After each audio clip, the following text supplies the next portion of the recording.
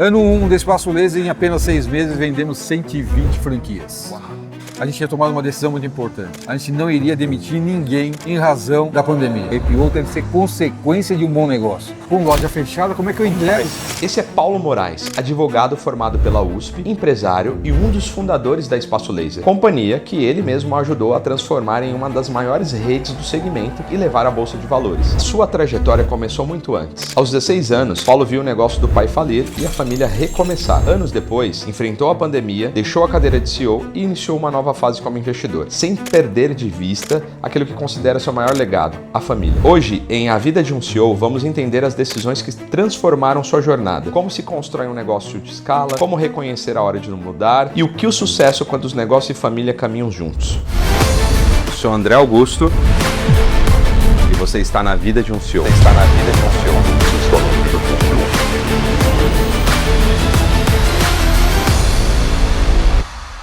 Chegamos aqui então, conversar com o Paulo. E aí, Paulo? Olá, seja bem-vindo, André. Obrigado, cara. Muito legal. Legal. Tá Bom aqui te com receber você. aqui na Easy, cara. Prazer. Obrigado, cara. Prazerzão mesmo. Paulo, Bom, cara, da onde saiu?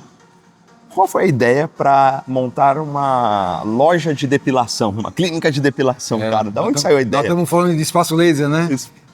Na verdade, assim, eu costumo dizer que lá em 2004, portanto, há 22 anos atrás, eu digo que 3 malucos se reuniram para montar uma rede de depilação a laser para atender mulheres. Olha que maluco. Algo absolutamente inusitado que ninguém mais poderia falar, pô, como é que 3 homens se reúnem? Mas da onde saiu essa ideia? Nós transformamos os principais conhecimentos desse vídeo em um paper para você se aprofundar em conhecimento técnico. Ele é gratuito e você pode fazer o download agora, o link está na descrição. E as pessoas acham que fomos nós que criamos o conceito, né? E eu sou justo e correto. Nós nos inspiramos em alguém que já fazia isso antes da gente. No Brasil? Aqui no Brasil. Em 2004, a gente funda o Espaço Laser, mas antes de nós, 3 anos antes de nós, em 2001, um cara chamado Charles Yamaguchi, que hoje é muito amigo meu, um cara que eu tenho muito carinho, muito respeito, um cirurgião plástico de mão cheia. Ele funda a primeira unidade de depilação a laser dentro de um shopping, no conceito varejo de serviço. Olha que cara visionário, cara visionário. Na verdade, ele como cirurgião plástico, ele tinha dos Estados Unidos, ele era naquela altura presidente da Associação Brasileira do Laser. Olha que interessante. E ele vai aos Estados Unidos, encontra uma máquina de depilação a laser e fica encantado com a máquina. Uau. No primeiro momento, ele traz a máquina para a clínica dele. Tem uma clínica, ainda nos dias de hoje, uma clínica incrível ali na Avenida Brasil, atendendo só o alto padrão. Só alto padrão. Só gente bacana. Mas olha que interessante, um cara absolutamente visionário. A partir do que ele viu com a máquina, ele criou o conceito de uma unidade dentro de um shopping para atender o grande público, pensando em democratizar o tratamento. E ele cria uma máquina, inclusive, fortíssima, Depilaser, depilação a laser. Uau. Pensa bem, olha que força dessa marca. E a gente, inspirado do que a gente tinha visto, provocado por, depois que se tornaria nosso sócio, que é um médico também, que conhecia do procedimento, inclusive tinha na clínica dele, enquanto dermatologista, para fazer o tratamento. Então ele estava no conceito ainda de clínicas dermatológicas, onde a máquina normalmente a gente encontrava elas. Ele referenciou a clínica do Charles e a gente foi lá olhar para entender. E falei assim, de fato, parece que aqui tem um negócio interessante, né? Vocês foram lá observar ali, entender. Uhum. De fato, chamava a atenção e os números e o que era. Um conceito importante aqui, né? Rentabilidade, hora, máquina, que é um negócio legal pra caramba. E a cabeça empreendedora Quando pensa no número de horas disponível dessa máquina, quanto ela vai render por hora. Sensacional. Incrível. Mas, nós temos aqui, acho que talvez alguma coisa para fazer bacana, até pelo que o Charles já vinha fazendo.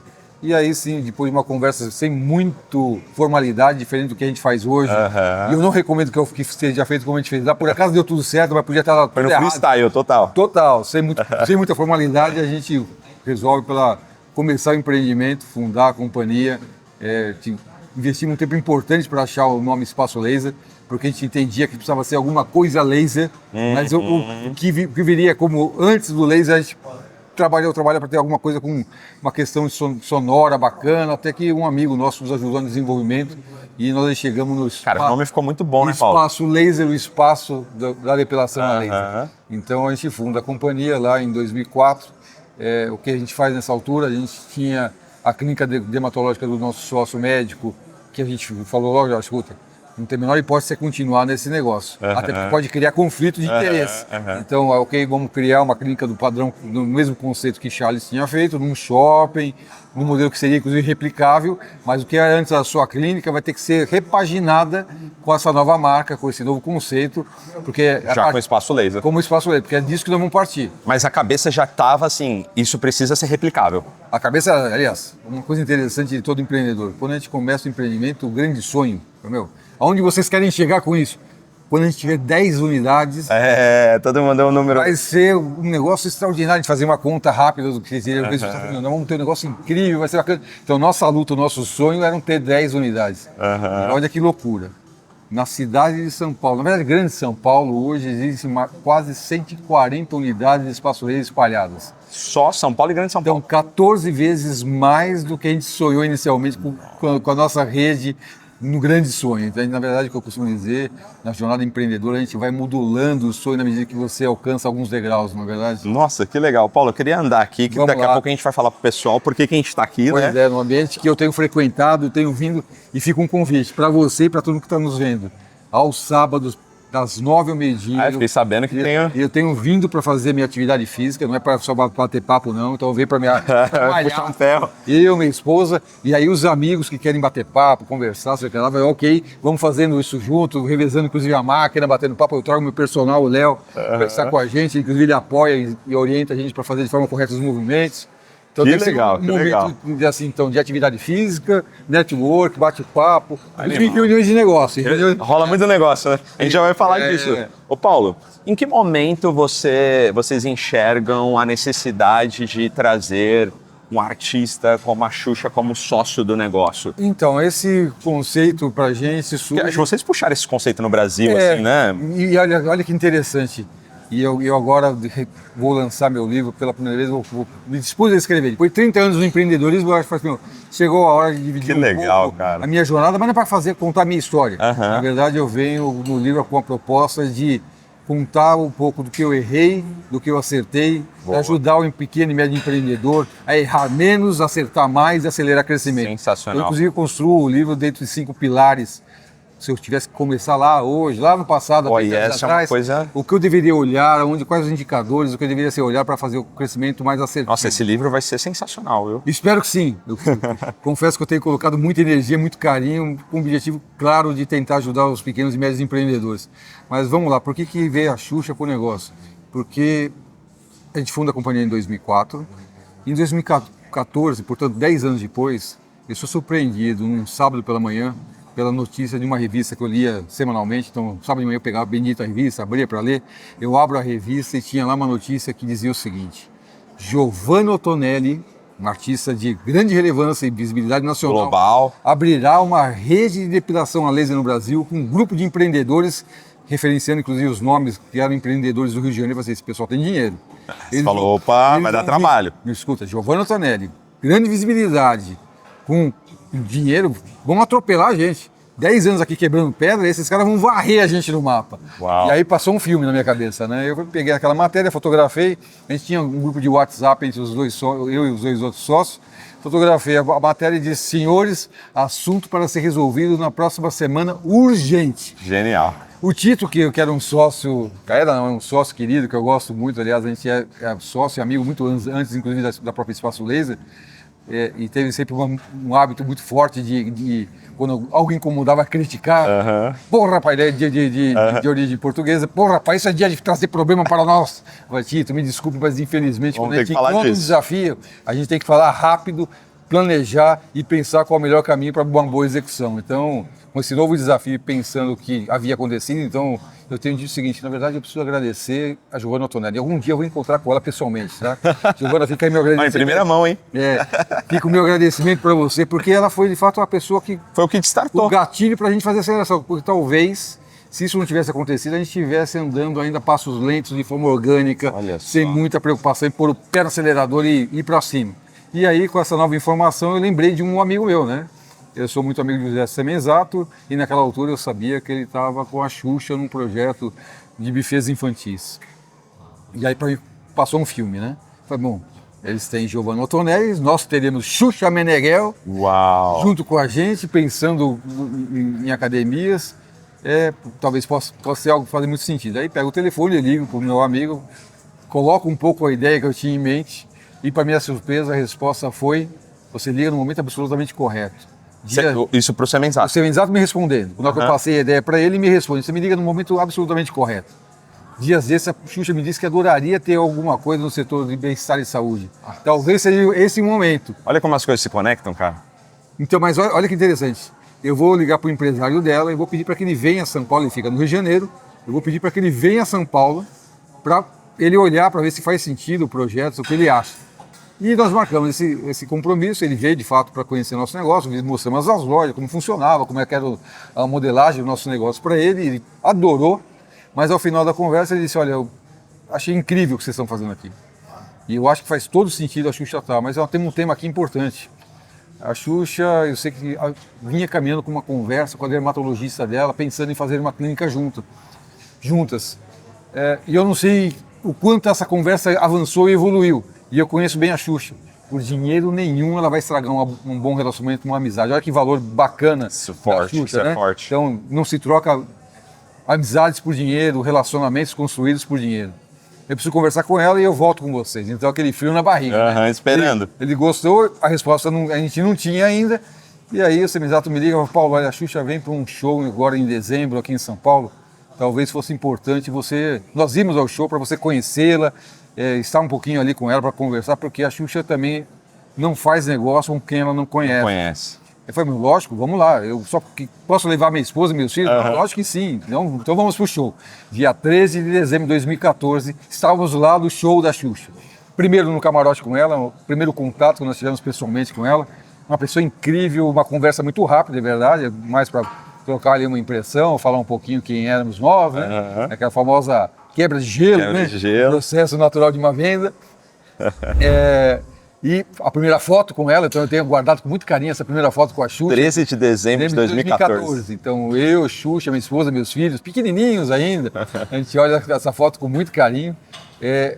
Mas ficamos pro show até o final, uma energia incrível, como a Xuxa normalmente toca os shows delas. Curtimos demais o momento, mas a gente ainda não tinha resposta. Aí começamos em janeiro e aí de fato vem o empresário ali e fala: olha, aquele negócio que eu falei para vocês, eu acho que deu para reverter, efetivamente não tinha um grande compromisso, ainda estava no plano das ideias, a gente tem todo o interesse em evoluir nessas conversas, mas tem um novo tema. Eu falei: caramba, você está parecendo comida com um obstáculo, sabe? Mas qual é o próximo obstáculo? Isso não acaba. Isso é o Semenzato. Não, isso é o empresário. A relação já era com o empresário da Xuxa. Empresário. Mas ele foi esperto, né? Ele foi colocando etapa por etapa ali. Assim, olha, a Xuxa não faz negócio em que ela não acredita que não seja verdadeiro. E é muito verdade isso, tá? A Xuxa tem essa frase muito forte: trabalhe com a verdade. Então, jamais colocaria o nome dela em algo, produto ou serviço, que não entregasse efetivamente o que fala que faz, ou deveria entregar. Incrível, né? Um puto conceito e valor, na verdade. Valor muito forte. Que, inclusive, acabou sendo incorporado na cultura da nossa empresa. A gente tem esse valor também muito forte dentro da empresa. Ética, correção, verdade, acima de qualquer outro valor. E aí eu falei: bom, a gente fácil, vamos marcar um dia, a Xuxa vem a São Paulo, a gente recebe aqui, não tem problema. Eu falei: não, você não está entendendo aqui. Vocês precisam levar a máquina na casa dela para fazer o tratamento na casa dela, porque ela não vai se expor saindo para ir em loja em lugar nenhum. Mas agora ela tem um problema. Não temos loja nenhuma no Rio de Janeiro. Como é que fazemos isso? Quantas lojas tinha em 2014? Em 2014 a gente deveria ter ali não mais do que 15... Não, mentira. Nessa etapa já estávamos com mais de quase 30 lojas. Em 2014, quase 30 lojas. A gente já tinha algumas lojas, não eram franquias. Não era franquia? A gente tinha algumas lojas próprias e a gente adotou o licenciamento como estratégia de expansão. Primeiro era licenciado. Era o licenciamento. Porque a gente tinha tentado anteriormente o modelo de franquia, mas a gente se sentiu inseguro no processo e a gente foi pelo caminho mais fácil, que aliás eu não recomendo. Apesar de respeitar muito a modelagem de licenciamento. Mas eu entendo que o modelo franquia... É mais frágil, né, o licenciamento. Muito mais frágil, especialmente para quem está licenciando. A franquia traz muito mais proteção para o franqueador e também para o franqueado. Tem uma série de proteções e garantias para o franqueado, não é? A gente voltava. Tinha que levar a máquina até ela. Tinha que levar. Aí, de novo, a importância de relacionamentos. Aí lembramos do nosso amigo Larry, que tinha no Rio de Janeiro as mesmas máquinas que a gente tinha, operando uma modelagem muito diferente da nossa. Ele levava as máquinas para dentro de salões de beleza. que a gente conhecia bem, e a gente liga para o Larry, né? Larry, sem contar quem era, nós temos uma questão importante, tem um cliente especial nosso que a gente precisa atender. Você teria como emprestar sua máquina para nós durante um dia? E ele foi muito solícito. Paulo, lógico, só combinar como você quer fazer, pode levar a máquina. Olha a importância do relacionamento, né? E aí, lógico, destacamos a nossa melhor profissional, a técnica especialista para fazer esse primeiro atendimento da Xuxa, que acabou não sendo só a Xuxa, foi a Sasha também. Foi muito legal. Levamos a máquina para casa dela, a profissional esteve junto com a Xuxa e a Xuxa adorou o tratamento. Adorou. Inclusive, contrariando algumas pessoas que no passado tinham dito que ela não poderia fazer a depilação ali. Eu falei, não, antes pelo contrário, lógico que você pode. E ela achou incrível. E aí, de fato, aí veio a resposta. Não, ó, adorei, vocês entregam, parecem boas pessoas realmente, vamos começar a falar para a gente fazer o negócio. Alguns dias na negociação de contrato, assinamos o contrato na casa dela. Uau! Fomos ao Rio de Janeiro para fazer a assinatura do nosso contrato, tem lá também registrado esse momento com muito carinho, a gente assinando o contrato. Isso já foi 2015? Começo de 2015. Investimos alguns meses no planejamento do lançamento da rede, né? Porque nada se faz sem planejamento, então eu costumo dizer, sonhe, planeje e execute com brilhantismo. O livro vai falar muito disso. Legal. Muito disso. Um spoiler já? É um spoiler do que a gente vem contando ali, a importância do planejamento e da boa execução. Legal. E aí, em julho, a gente faz o lançamento na Feira ABF, da Associação Brasileira de Franquias, a maior feira da América Latina, né? Do setor de franquias. A gente faz o lançamento da nossa rede com a presença da Xuxa, aquela confusão danada. Na verdade, ela descerrou a faixa da feira, abrindo a feira naquele ano. A gente faz a abertura da feira, ela fica com a gente no stand. E olha que interessante. Ela fica com vocês no stand? Ficou com a gente naquela tarde. Ela trabalhou de verdade no projeto. A Xuxa, desde que assumiu o papel de sócia, como se tornou sócia realmente, ela passou a contribuir de forma muito ativa e muito positiva com a gente. Cara, isso é muito importante falar, né, Paulo? Porque assim, o Media for Equity, hoje em dia, às vezes o artista mal faz um post ali com dificuldade. Olha, a Xuxa trabalhar, foi para uma feira, ficou no stand. Não, e assim, muita disponibilidade, participando de reuniões estratégicas com a gente de marketing. Sensacional. Assim, muita participação durante essa história desse relacionamento. Então, não se resumiu a simplesmente ceder a imagem ou fazer os vídeos, os takes que ela também entregou. Então, sempre que solicitei, e assim, de forma muito rápida e pragmática, nós temos aqui um evento onde nós vamos ter nossa equipe, a nossa força de venda, seria legal fazer um vídeo para elas, para a gente colocar uma energia nesse time. Paulo, só dá um tempinho para mim aqui, rapidamente mandava o vídeo, incrível, muita disponibilidade. Por isso que, na verdade, nós acabamos nos tornando amigos, né? Eu tenho muito carinho pela Xuxa, pelo Júnior, o atual marido dela, que são pessoas incríveis. Que legal. Mas olha que interessante, lançamos então a nossa rede de franquias na Feira BF. 2015. Você conhece muito pouco do setor e vai entender claramente o que eu estou te falando. Ano 1 de qualquer franquia, na média você vende de 10 a 20 novas unidades. A marca ainda não é muito conhecida, as pessoas ainda desconfiam do modelo, não tem certeza se efetivamente é um bom negócio. Então a média do mercado são de 10 a 20 unidades no ano 1, ok? Ano 1 do Espaço Laser, em apenas 6 meses, vendemos 120 franquias. Uau. 120 franquias. 120 franquias. E pensa bem que eu vou falar agora para você. A gente às vezes fica correndo atrás de M&A, fazer grandes para ver se consegue capitalizar a companhia. Se o CAPEX de loja da Espaço Laser para cada loja montada é da ordem de 1 milhão, 1 milhão e 200, nós fizemos uma captação indireta de mais de 120 milhões de reais nesse movimento. Olha que extraordinário movimento e investimento. Uma baita mini bolsa. Incrível, não é? Sensacional. E melhor ainda do que, além do capital, com parceiros com vontade de querendo fazer o negócio acontecer. Fazer junto. Que também melhor dos mundos. Pôr no risco do capital dele, não querendo errar.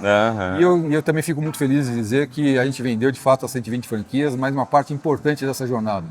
A gente conseguiu implantar essas 120 unidades com primazia, entregando know-how, mantendo cultura, que é muito importante em processos de crescimento desacelerados, né? Esse é um grande desafio quando você acelera muito o crescimento, perda de cultura, que é um assunto muito sério dentro das corporações. Então, e mais ainda que tudo isso, esse novo franqueado, esse novo parceiro, na verdade, ao fazer o negócio com a gente, receber a unidade de Espaço Laser lá, encontrou o resultado do jeito que a gente prometeu. Do jeito que vocês planejaram, ele viu dinheiro no bolso. Colocando dinheiro no bolso, porque franqueado bom é o franqueado que gosta do que está fazendo, sabe do que está fazendo, e é um pouco papel nosso enquanto franqueador de ensinar todos os me conhecer, mas tem um terceiro pilar importantíssimo, ele precisa ganhar dinheiro. Precisa ganhar dinheiro. Porque não tem paixão nenhuma que resista à falta de dinheiro. A gente costuma dizer que cofrinho cheio não faz barulho. Não, se tá ganhando dinheiro, as coisas estão acontecendo. A gente até releva alguns pontos. Né? Então esse é um pouco do nosso início e a partir daí uma jornada surreal. Incrível, né? Média de 120 a 140 novas unidades a cada ano. A cada ano a partir de 2015. A partir de 2015. Paulo, e em que momento vocês pensam assim, vamos abrir capital? Porque no Brasil não é comum, né, a abertura do capital. Sim. E vocês abriram capital e o nível de governança que tem que ter para isso, o nível de compliance. Veja, a gente tem uma etapa antes do IPO aqui, tá? Que eu ainda não te contei. Em 2016, a gente admite no capital da companhia um fundo, um private equity internacional gigante, talvez seja um dos maiores do mundo, vocacionado para o varejo, L. Catterton, que a gente faz... Americanos. Eles assumem uma parte importante do capital, capitalizam a companhia... Foi primária? Primária e um pouquinho de secundária, especialmente para o sócio que é mais velho que eu. Que naquele momento, olha, eu já estou num momento de vida diferente. Eu quero um pedacinho ali. Eu quero um pouco de bolso para poder usufruir um pouco do que nós tanto batalhamos. E a gente entendeu absolutamente correto a decisão dele. E então a gente faz esse movimento. E a Catterton veio para o capital da companhia, trazendo duas coisas muito importantes. Além do capital, ela traz o conhecimento de governança que a gente até então não tinha de forma tão apurada. Então, ela nos orienta, nos ajuda a criar o conselho... Não foi só o capital financeiro, foi o capital intelectual de governança. E conhecimento, ajudando a gente a organizar a companhia. Então, a gente começa a organizar pela primeira vez a governança da companhia, criamos o conselho de administração da empresa, criamos as diretorias com pessoas mais sêniores que a gente até então não tinha. A gente trabalhava muito com pessoas no nível gerencial. Não tínhamos parceiros de ombro realmente dentro da empresa. Então, fazemos a trazer pessoas muito mais sêniores que, de fato, complementavam as nossas dificuldades do dia a dia, porque aprendemos isso rapidamente, né? É melhor que tenha do seu lado pessoas, inclusive, melhores do que você. Porque se você tem dificuldade em alguns campos, é melhor que você traga alguém melhor do que você para fazer o que tem que ser feito e fazer a empresa deslanchar mais rápido e melhor. Então a gente começa a estruturar e a empresa ganha uma estrutura de governança, estrutura de gestão, muito mais robusta do que a gente tinha até então. Então, um movimento também importante, a partir de 2016, além do crescimento em franquias, para capturar muito mais valor, a gente passou a crescer também em lojas próprias. Então a gente acelera também o processo de abertura de lojas próprias, capturando inclusive muito mais valor, porque o ROI, o resultado operacional de cada loja, era muito superior ao ROI. Vocês estavam capitalizados, dava para bancar o CAPEX? Esse era o nosso desafio. No nosso primeiro momento a gente acelerou em franquia, porque era a forma rápida de ocupar o espaço. Descentralizando. E o asset light, né? Asset light total, usando o dinheiro do franqueado. Mais do que dinheiro, o capital humano dele. Investindo, porque lembra que crescer em lojas próprias traz um segundo desafio, né? A estrutura de gestão muda completamente. É outro negócio, né? É outro negócio, inclusive em termos de custo, né? Porque você tem que imaginar que mais lojas próprias, mais estrutura de gestão operacional, inclusive. Não é só, não estou falando só de escritório, não. Estou falando de estrutura de operação de pessoas para continuar fazendo ela manter a eficiência e o trabalho do dia a dia. Então, a partir de 2006, esse é o movimento. E o IPO que você falou aqui, que de fato foi um movimento incrível, nunca foi um objetivo em si. Aliás, eu vou falar um tema... Não era um objetivo? Não era um objetivo. Aliás, uma coisa que eu tenho falado com certa frequência, porque eu vejo jovens empreendedores que quando trazem o plano de desenvolvimento do negócio, já parece que ele querer cravar o dia que vai fazer o IPO. Então, o objetivo do projeto dele não é entregar o propósito do negócio, crescer, gerar dinheiro isso que você está falando é importante. Entregar. Parece que o propósito do negócio é fazer o IPO. Cara, começando desse jeito, com certeza não vai funcionar. Não vai funcionar sensacional bem. Isso. Então, é verdade, tem muita gente, sim. Você que está começando seu negócio agora, esquece essa ideia do IPO. O IPO deve ser consequência de um bom negócio. Não pode ser um objetivo, jamais. Mas vamos lá, então a gente não tinha isso por objetivo, ok? É tanto verdade que o ano que eu estou falando aqui é 2019, a Catterton, por óbvio, como fundo, ela tem um mandato e o objetivo dela não é ficar com você abraçado a vida toda. 7 anos, mais ou menos? Em 2016, 19, então 3 anos. 3 anos. Até pelo crescimento da companhia, ela procurou a gente e falou, olha, talvez faça sentido a gente fazer um novo movimento de liquidez. para a gente sair, ainda que não integralmente, mas parcialmente, Sai um pedaço. uma parte. E a gente concordou com o conceito trazido por eles e começamos a rodar o processo para tentar atrair um novo fundo que tivesse interesse de fazer essa rodada com a gente. E o processo andava bem, tá? Só que aí a gente já lança aí no ano de 2020 e o mês é março de 2020. Nossa. Tá lembrado desse mês? Todo mundo... Dia Cara, 13 de março de 2020. Ó, que tal. Com um fundo praticamente certo. A gente estava já na discussão de contratos e Eu tava terminando. o processo já estava muito avançado. Aham. Quando veio a notícia do lockdown, e isso acontecendo ao redor do mundo todo, eles ligam e falam, olha, infelizmente a gente vai suspender o processo porque o mundo virou de ponta cabeça. A gente não tem a menor condição de pensar em um novo deal nesse momento. É lógico, a gente compreendeu, absolutamente compreensível, uma situação como essa. Mas fato é que... A gente tinha, na verdade, um problema mais sério do que o deal para ser resolvido a partir daquele momento. Lojas fechadas, shopping fechado. e uma conta gigantesca com muitos colaboradores. Naquela altura a gente já tinha ali, com certeza, 3 mil colaboradores nossos, diretos, né? Diretos. Da nossa rede. Eles trabalhavam já com a gente. Então, um desafio gigantesco de manutenção da empresa viva para um cenário tão adverso como esse.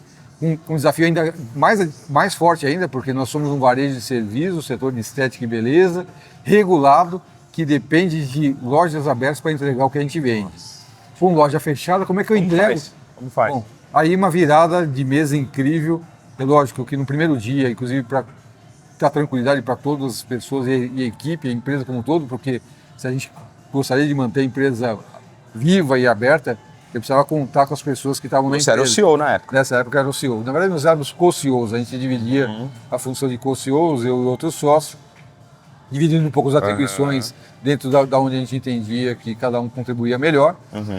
Mas aí veio a decisão, eu discuti, propus, e falei, olha, a gente tem que manter essas pessoas, porque o dia que voltarmos, a gente não sabia ainda quando, nós vamos precisar contar com elas, porque se a gente tiver que recontratar todo mundo, formar todas essas pessoas novamente, transferir cultura novamente para todo esse time, será um trabalho gigantesco. Então, a gente assumiu um compromisso, a gente pediu para ser feito pela primeira vez uma live com toda a companhia, todo mundo conectado na plataforma digital, onde a gente comunicou formalmente que a gente tinha tomado uma decisão muito importante. A gente não iria demitir ninguém, absolutamente ninguém, em razão da pandemia. Em razão da pandemia. Da pandemia, não por performance. Performance, ou por desistência, qualquer outro motivo. A nossa decisão estava tomada. Nós assumimos isso de forma tão séria que nós fomos ao banco e assumimos um financiamento de 200 milhões de reais como colchão, para que se desse tudo errado, a gente tivesse pelo menos como honrar o salário dessas pessoas. E aí, trabalhando e pensando o que faríamos, nós passamos a trabalhar de outra forma, né? Bom, todo mundo em casa, uma base de clientes já importantes, que a gente já tinha até ali, vamos trabalhar essa base de clientes que temos, não é? E todo mundo vai ter que ajudar, porque se a gente quer a empresa viva para interesse de todos, a gente vai convocar todo mundo para a mesma missão. E foi exatamente o que a gente fez. Então, a partir daí, a gente traça uma estratégia, e aquilo era uma loucura, né? A gente começava às 7 horas da manhã com os meus diretos, os diretores, discutindo os desafios do dia, porque você lembra como é que era? Fecha aquilo, aquele negócio. Uma confusão, né? Uma confusão maluca. Então, todo dia pela manhã era uma reunião rápida para entender como é que estava o cenário no Brasil todo. Todos os diretores? Todos os diretores, era o nosso War Room. A gente reunia todo mundo nessa sala, virtual ainda, para a gente discutir. E a gente traçava estratégia, entendia como é que estava em cada região do país, já tinha loja espalhada por todo o país, né?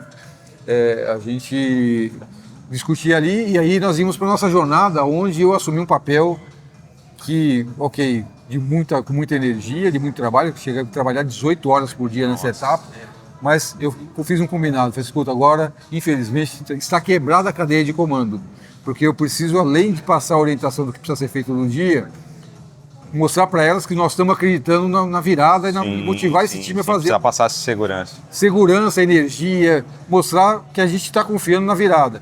Então, a partir daí, todos os dias eram feitas diversas reuniões ao longo do dia, nas plataformas digitais, isso ajudou demais a gente, conversando diretamente com os times, dando a missão do dia, como precisava ser abordado o cliente, e a gente passou a vender. E olha que extraordinário, vender quase 50% do que havia sido previsto com lojas abertas. Olha o desafio, vender com a promessa de entregar o serviço depois. Em data futura, incerta e não sabida. E fazer a pessoa pagar valor presente. Lógico, é lógico. Eu dava uma condição um pouco melhor. Sim. Para ter uma vantagem ali. Para ela sentir uma vantagem, mas olha qual o grau de confiança depositado pela pessoa, porque ela comprava e pagava. Total. Isso foi tão forte. Mas isso é o trabalho que já tinha sido feito para trás também, né, Paulo? Lógico. O consumidor tinha confiança na marca. Sabia, da nossa entrega, nosso compromisso, nossa seriedade. Cara, essa é a importância de você, quando se apresenta ao público. Lembra que eu falei para você que eu construo e sempre penso no negócio em 2 pilares muito fortes. Padrão e qualidade altíssimo e venda em nível muito forte e alto. Então, 2 pilares imprescindíveis para empresas de sucesso.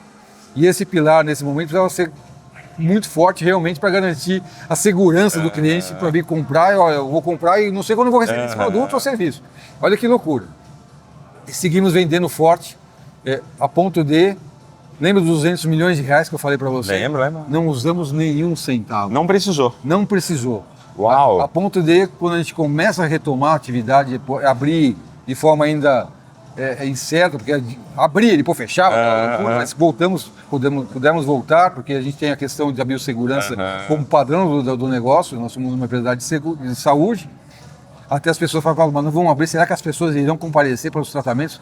As pessoas vinham, olha o grau de confiança depositado, não havia vacina ainda, lembra-se? Uau! E as pessoas compareciam, as pessoas vinham para receber o tratamento, e aí atravessamos essa jornada nesse momento. E aí é começo de junho, eu recebo uma mensagem, eu estava no meio de um call, aqueles calls que eu falei para vocês, intermináveis com os times, com energia, colocando calor nos times para fazer a missão diária, porque a gente dividiu missões, né? Cada um tinha um papel agora para ajudar a empresa a ser mantida em pé, em funcionamento. Eu recebi uma mensagem de um banqueiro dizendo, Paulo, tem 1 minuto para a gente bater um papo? Eu falei, dá 5 minutos que eu estou terminando aqui um call, te ligo na sequência.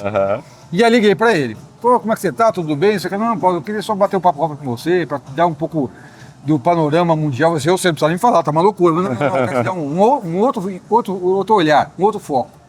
Nesse mundo de ponta cabeça, as pessoas com muito dinheiro no bolso, inclusive os fundos, são absolutamente desorientados.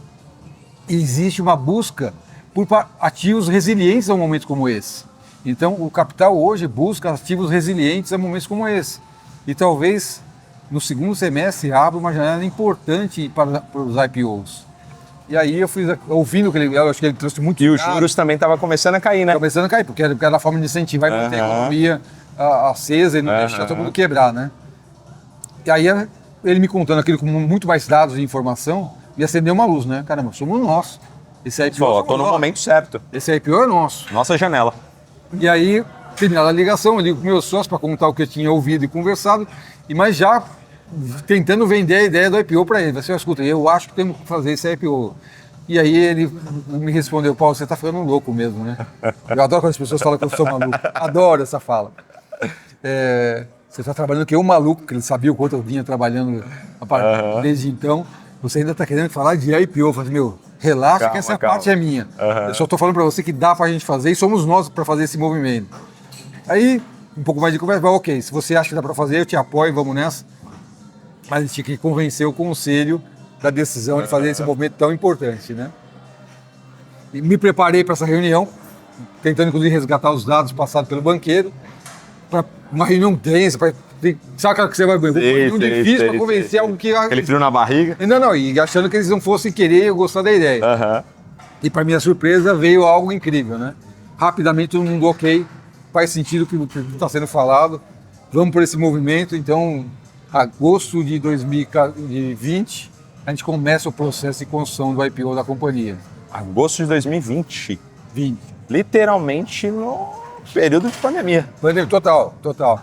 E aí eu costumo dizer que o processo de construção de um IPO... Com certeza você já ouviu aquela frase, todo mundo pode parar de fazer tudo, menos de comer. Pois é, então uma franquia de alimentação é ideal para você que quer investir, ganhar dinheiro, melhorar de vida e transformar a vida sua e da sua família. A Hyper Brands é uma controladora de franquias de alimentação. Nós temos várias marcas que cabem no seu perfil. Vou deixar o QR Code aqui para você se cadastrar e receber um contato de um dos nossos consultores, que vai, de acordo com o seu perfil, identificar qual a marca ideal para você ganhar dinheiro no setor de alimentação. Faz seu cadastro aqui que a gente quer te conhecer. E aí começa o grande trabalho, que eu não achava que esse tal do IPO dava tanto trabalho. Para você entender o desafio. O IPO, a quantidade de pessoas envolvidas apenas no IPO, cerca de 400 pessoas. Entre assessores, os times de banco, porque a gente criou um sindicato de bancos envolvidos, são as pessoas que vão vender a sua companhia para os fundos de investimento, times de auditoria, times de consultores que a gente contratou, advisors, o total de pessoas envolvidas em todo o projeto, cerca de 400 pessoas. E um ponto importante, a gente assume um compromisso de custos importantes que a gente precisa investir para a construção do IPO. Ordem de investimento de 10 a 12 milhões de reais. Consultoria, advisor. Consultoria, auditoria, porque você faz uma auditoria normal e uma auditoria específica para o IPO, né?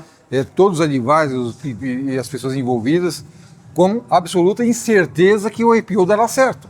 Porque... E depende dos investidores. Se eles falam, olha, bacana a sua tese, mas eu não ponho dinheiro. Não põe dinheiro. Uma coisa vai sobrar para você, os 10 milhões para você pagar. Então precisa lembrar dessa ponta importante. Uma coisa bacana. A gente não gastou só 10 milhões, a gente gastou, na verdade, quase 100 milhões. Porque a gente, como teve sucesso, você paga o FII de sucesso do IPO. Teve o FII, né? Para os bancos e assessores que trabalharem mais do que isso.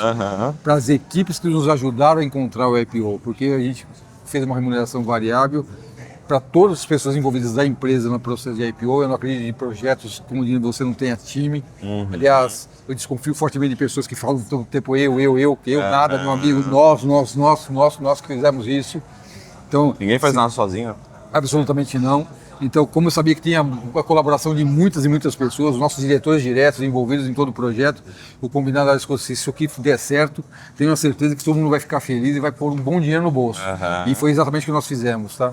Reconhecendo com dinheiro, porque afinal de contas as pessoas gostam desse reconhecimento também. E o total, uns 100 milhões... Com todos os custos envolvidos, os bancos, quase 100 milhões em todo... Todas as despesas e FIIs do sindicato, dos bancos, das pessoas envolvidas. Esse foi um investimento total para o resultado de um IPO de 2,6 bilhões de reais. Né? Quase 3. Aí as pessoas falam, você colocou esse dinheiro nesse bolso? Não, meu querido.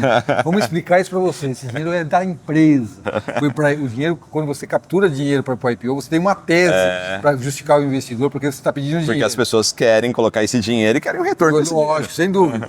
Então, foi exatamente o que nós fizemos. Nós recebemos dinheiro e a tese nossa era, olha, se vocês conseguem capturar muito mais dinheiro em lojas próprias do que em franquia, faz todo sentido você comprar uma quantidade relevante de franquias para capturar esse valor e aumentar o valor e o resultado da empresa. E o movimento e o recurso foi utilizado integralmente e efetivamente para esse fim. Foi isso que aconteceu. Ô Paulo, e tocando... O martelinho o sino da... Tem diferença. O martelo é o leilão, o sino é o IPO. Eu aprendi também lá, tá? Quando você faz o leilão, você bate o martelo. Quando você faz o IPO... Por isso que quando o Tarcísio vai lá, ele bate porque é leilão público. Faz sentido. Boa, não sabia disso. Então essa é a diferença. Então foi o sino. Ali é o sino. O sino é o marco do início de uma empresa que era uma empresa de capital fechado e se torna pública. Você sinaliza para o mercado que agora todo nós somos uma empresa que quem quiser investir, gosta do projeto, venha com a gente. Que legal. Essa é a parte simbólica. Na verdade é simbólico, porque o dia do sino é uma emoção, é muito bacana, mas aquilo é muito simbólico, porque efetivamente o IPO já aconteceu. Já aconteceu. As pessoas já exerceram suas cotas de investimento, está tudo já realizado. Ali é mais um momento incrível.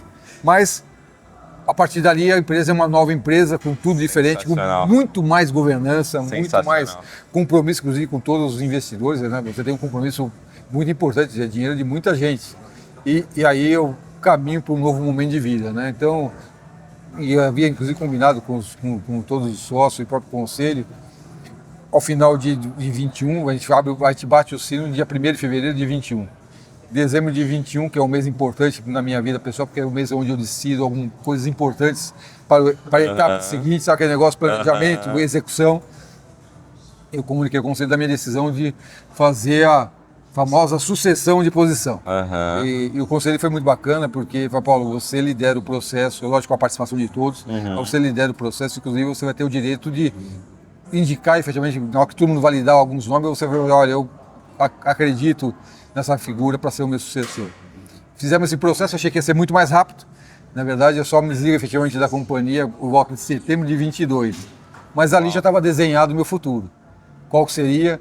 Aproveitando 30 anos de conhecimento e bagagem dentro das companhias, conhecimento forte no setor de varejo, do setor de bem-estar e saúde, modelo de franquia. Foi, tá na hora de eu começar a pensar não mais como executivo, mas como uma pessoa mais estratégica. Legal. E aí a gente cria então a PGMP Investimentos. Você vai me perguntar o que são essas letrinhas, deve ser alguma palavra em inglês bacana para vender mais. Não, nada disso, é tão simples como as iniciais da minha família. Paulo, que é meu filho, Gabriela, que é minha filha, Márcia, que é minha esposa, Paulo, que sou eu. Ah, que legal. Então, PGMP são as iniciais de cada um dos membros da minha família. Que legal. Uma holding que hoje a gente tem embaixo dela algumas investidas, inclusive a própria Espaço Laser, mas algumas marcas envolvidas, novo fio de transplantes capilares. Legal. Laces, na verdade chamada, uma rede que a gente tem apostado muito, chama Bioma by Laces, que são salões de beleza com produtos orgânicos, nada de químico, um projeto muito, muito bacana. Um projeto chamado Mundo Terra, de esportes e aventura. A Easy, onde estamos aqui hoje. Nós estamos aqui, que nós vamos falar, que é super legal. É um projeto incrível, que eu estou muito empolgado, inclusive pelo propósito, pelo que entrega. Eu sou cliente da casa, vim aqui para fazer minha atividade física. E fiz aquele que falei para você, inclusive convido os amigos para virem aos sábados comigo, para a gente bater papo, vamos fazer ginástica. E fazer negócios. Vamos fazer negócios juntos. E o último movimento de investimento que eu estou achando muito bacana, chama YouFace, um projeto, inclusive, junto com a Carol Pfeiffer, nossa Shark Tank. Shark Tank. Estive no Shark, fiz um dia, né, uma cadeira com eles lá, foi muito bacana. Na verdade, tenho muito respeito e carinho pela Carol. E a gente olhou a oportunidade da YouFace e juntos fizemos um investimento ali com o Ivan, que é sócio fundador. Eu estou acreditando um projeto com uma proposta bem incrível, customizando a entrega de óculos, um público, inclusive, que cada vez mais vai precisar de óculos, porque o excesso de tela obrigatoriamente vai nos levar nesse caminho.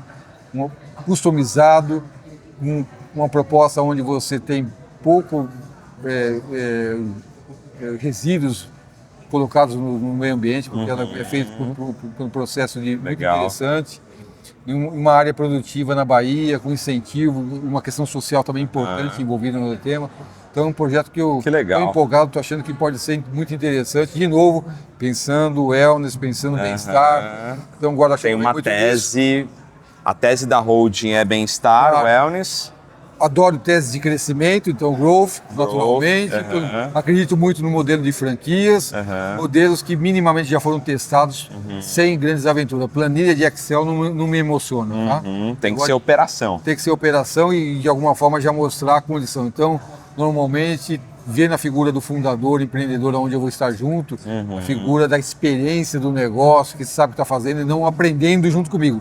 Para aprender junto comigo é melhor não. Entendi. Eu estou na fase que eu não estou mais executando, eu estou na estratégia. Eu preciso então, de alguém que execute bem. Que execute bem. Aliás, uma coisa importante, boas ideias só são boas ideias quando bem executadas. Bem executado. Eu falo disso também no livro.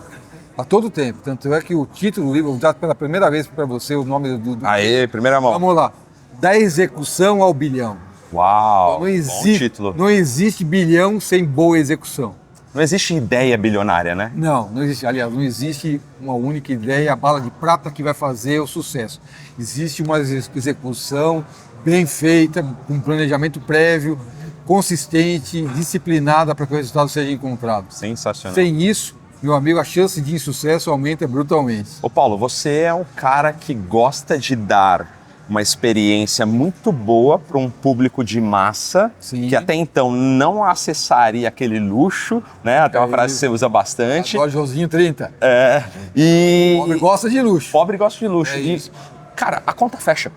Tem que fechar, na verdade, assim, lógico que sempre fecha, o resultado sempre é positivo, mas justamente nessa estratégia. E não tem jeito. Se você pensa em escala no varejo, não tem forma de fazer escala se você não estiver pensando em democratizar o produto ou serviço. Para pegar volume, né? Então, de alguma forma, você tem que encontrar um chequinho na casa de 100, no máximo 160 reais por mês, que é o bolso que a grande massa dos brasileiros consegue suportar. Esse é o olhar. Então, se você está... Tem já um olhar de ticket aqui embaixo. Lógico.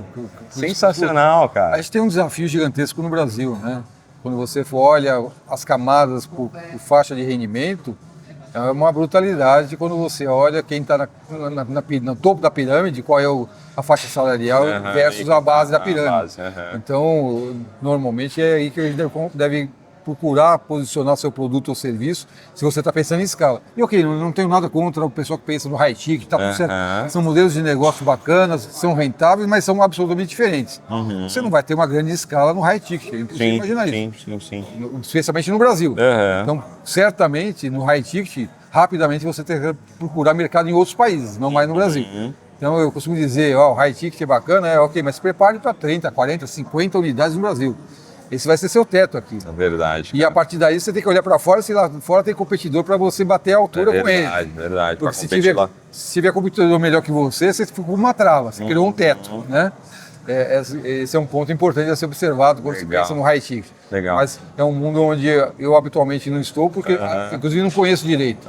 Eu procuro olhar aqui, eu gosto de democratizar, de novo, com pilares muito bem definidos, com qualidade e com máquina de venda, porque não acredito em negócio nenhum também que é bonito demais, mas não vende. Então, tem que vender, né, Paulo? Tem que vender. Cara, o pulmão da empresa é volume de venda, então foco na venda, na máquina de como fazer o funil de aquisição de clientes, seja digital, seja por outras metodologias. Na Espaço Laser a gente tem muito método, na verdade, a metodologia da marketing de referência, né? Você indica o próximo, de forma estruturada, não é um negócio, indica alguém aí, não. Você estrutura, inclusive, remunerando. Método. Não, com método, processo, remunerando as duas pontas, quem recebe, quem indica, e inclusive quem está no meio do processo fazendo com que isso aconteça. Todo mundo tem que ser beneficiado para que o processo tracione e funcione, né? Que legal. Paulo, futuro do Paulo agora, do Paulo Moraes, cara, construindo essa road. Qual que é o seu maior sonho com essa road, cara? Então, na verdade, aqui o objetivo, claro, é quanto maior o impacto, mais relevante você se torna, né? Então, o sonho é que a PNGMP cada vez tenha mais pontos de venda na ponta, atingindo e abraçando mais pessoas. Então, se você tem um impacto hoje, vamos falar em número de pessoas que trabalham em todas as nossas redes, não só Espaço Laser, hoje eu falo com tranquilidade porque eu já fiz essa conta, mais de 12 mil famílias diretamente impactadas pelo nosso negócio. Então, isso te motiva todo dia? Todo dia. Na verdade, é a gasolina do dia a dia, fazer isso acontecer, as coisas se tornarem realidade, os desafios diários, né? Porque não tem negócio nenhum que você fala, hoje está tudo resolvido, não tem nada para ser resolvido. Todo dia tem um novo desafio. Um parênteses aqui, eu cheguei e o Paulo estava numa reunião, ele falou, cara, tava resolvendo umas buchas ali, né? Não para, né? Até me desculpei, tinha um tema aqui. E eu sou uma pessoa seguinte, se tem tema a ser resolvido, resolve rápido. Resolve rápido. Não fica adiando, porque normalmente se você adia, esse problema inclusive pode ficar maior do que você imagina. A famosa estratégia do avestruz, né? Tem gente que adora essa estratégia. Sabe como é que é isso? Não. O avestruz na natureza, normalmente, quando ele se vê à frente de um momento de estresse ou problema, ele enfia a cabeça dentro de um buraco, na esperança que o problema desapareça. Na natureza, inclusive, ele morre, porque o problema, às vezes, é um predador, né? Que pega ele e mata ele. Mata ele. E parece que pessoas acreditam nesse modelo para a vida e nos negócios. Na vida e nos negócios. A estratégia do avestruz. Vê o problema, a melhor estratégia é melhor não falar disso, vamos deixar isso para depois. Põe debaixo do tapete. Põe debaixo do tapete. E assim, nos negócios e na família também é muito importante isso, em qualquer ambiente. Tem um problema, amigo, quanto mais rápido você encara ele resolve. Vamos resolver, ainda que seja duro, mas vamos resolver, para que ele não se torne algo maior do que você. Sensacional. Paulo, então, futuro é impactar a gente. Muita gente. Na verdade, com as empresas, é lógico, gerando resultado, porque eu também acredito demais que negócio bom é negócio que gera resultado, para que a gente ganhe dinheiro, tá? Sem querer esconder. A gente tem por objetivo isso, a gente quer que a gente gere resultado e ganhe dinheiro, mas o dinheiro não com um objetivo de vida único e exclusivo. Que esse dinheiro seja meio para novos empreendimentos, que o impacto cada vez seja maior, que a gente tenha condição de deixar um verdadeiro legado depois da nossa existência. Sensacional. Paulo, eu quero te agradecer. Eu que agradeço. Por esse tempo, cara. Quero te honrar pela conversa. Como empreendedor. Obrigado por ter suportado esses dias difíceis, que a gente sabe o quanto é uma pressão que o empreendedor suporta. Obrigado por ter suportado isso, porque tudo isso daqui que a gente está vendo está saindo da sua estrutura emocional e eu quero te agradecer em nome de todos os empreendedores. Não só minha. Você conheceu na chegada, um dos sócios. Eu digo todo tempo, nada sou eu. Em cada um dos empreendimentos a gente tem lá, inclusive mais do que eu, sócios fundadores do negócio. Sensacional. Na Espaço Laser eu sou sócio fundador. Dos outros onde eu estou entrando, tem cada história ali. Fundadores, empreendedores como eu, que acreditam junto no projeto, que a gente faz isso junto. Muito legal. Paulo, a gente sempre pede para você indicar 3 outros CEOs que podem falar com a gente uma próxima conversa, quem você indicaria? Debate pronto assim? Caramba, tem gente bacana demais. Os mais conhecidos, a própria Carol Pfeiffer, que é uma das minhas sócias. Eu diria até mais. Se a gente olhar nesse guarda-chuva, cada um dos CEOs que eu fui falando para você, no Fio, a Gislene, no Bioma, o Itamar, na ISA aqui, o próprio Alain, na CJ, que eu acabei de contando, que é uma geradora de energia eólica, que é o Francisco, que toca o dia a dia do projeto. Então, cada um desses CEOs, eu recomendaria com certeza uma conversa sua. Mas se a gente quiser sair fora desse âmbito, com certeza teríamos uma quantidade imensa de nomes. Inclusive, eu tenho muito respeito e carinho. Então, Caíto, Carol Pfeiffer e muitos outros. Então, em breve, vocês vão ver aí no canal com a recomendação do Paulo aqui na vida de um CEO. Paulo, mais uma vez, obrigado. Eu que agradeço. Valeu, André. Valeu, gente. Até o próximo episódio.